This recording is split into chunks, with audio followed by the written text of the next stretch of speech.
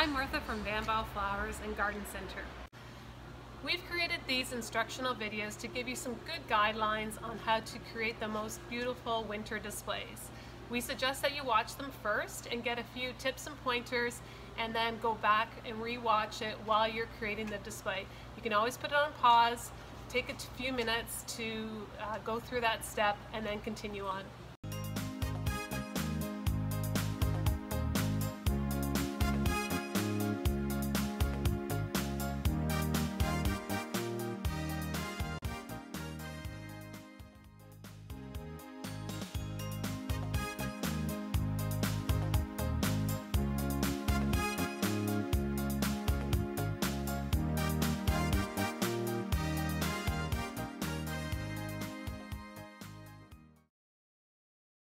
So in your wonderful white porch pot kit, you will receive a triple bundle of greens, which is Ontario pine, cedar, and fir, dogwood and curly willow, 3 pine cones, 3 Buddha nuts, 3 waterproof red berries, milo berry, and whitewashed root balls, as well as a soil-filled container, whether it's a 10-inch or a 12-inch, and you can select that when you do the purchasing online. I tend to start with the Ontario cedar.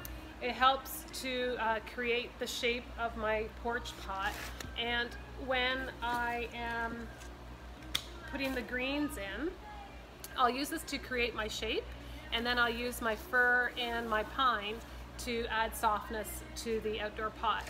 So I start at the back of the porch pot, and that will determine the height of the outdoor container or the finished product. You can look at how the greens tend to kind of softly flow to one side. I kind of like drape and flow. When you do put that into your pot, I tend to do the stems in the center portion and have the soft drapey flow extend past the pot. So we're looking for a triangular shape formation right now, or design.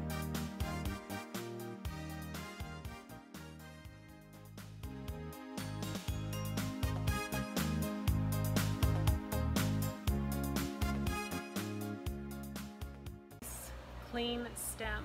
That'll help the insertions go a little bit easier for you as well. And I can make one of these pretty darn quick, but I've had years and years of experience. I tend to not throw too much away, using everything, that all the little bits and pieces. Just make sure to push them firmly into the soil. So I find that if this green tends to yellow a little bit, with the fir and the pine extending past it, you can kind of camouflage that yellowing as well. But it is a good base for your outdoor winter pots.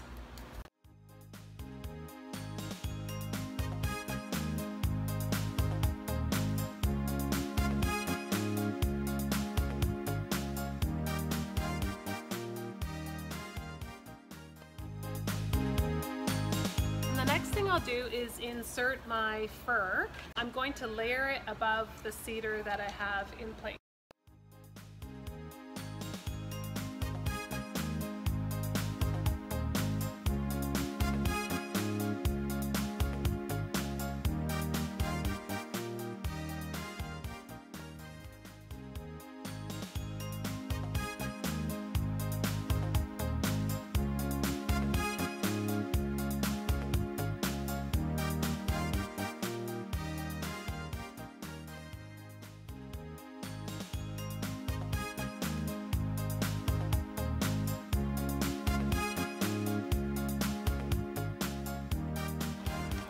So you can see that the noble fir extends past the cedar.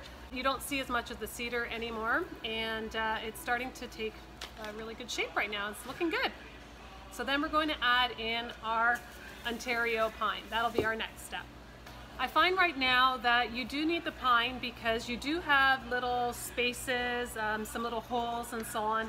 But because the pine is very soft, it'll fill that up quite nicely, and you'll have a really nice base for all your decorations to go into.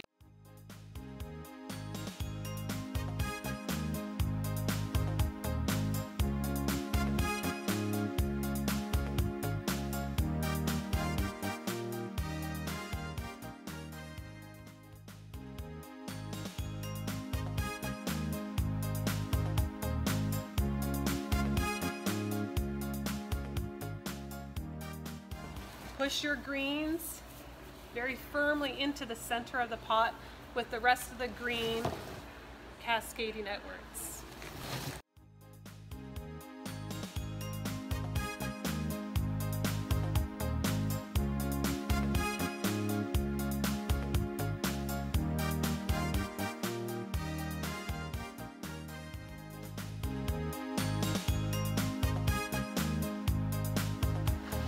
And there you have it. That's what it should look like, or fairly similar. So this is a one-sided display, so nice and full through the front here.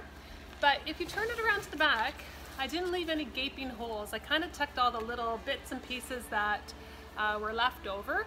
I added those to the back of the container just to kind of fill it up a little bit. And now we are ready for decorating. One thing I like to recommend when you have completed your urn to this point is to actually take it and put it into the decorative container that you're using for the base. That way it'll give you some perspective if you need to like make it a little taller, a little bit wider, a little bit fuller.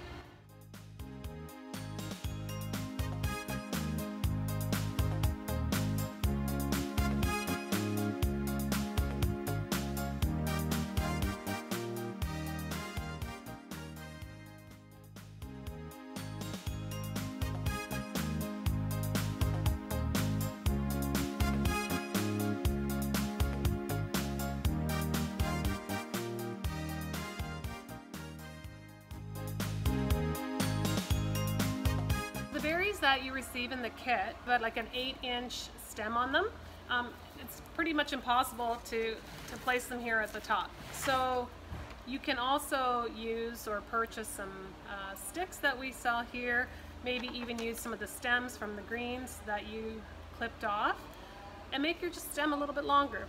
I'm using floral tape, but you can easily use like your Scotch tape, Davy tape, electrical tape, anything that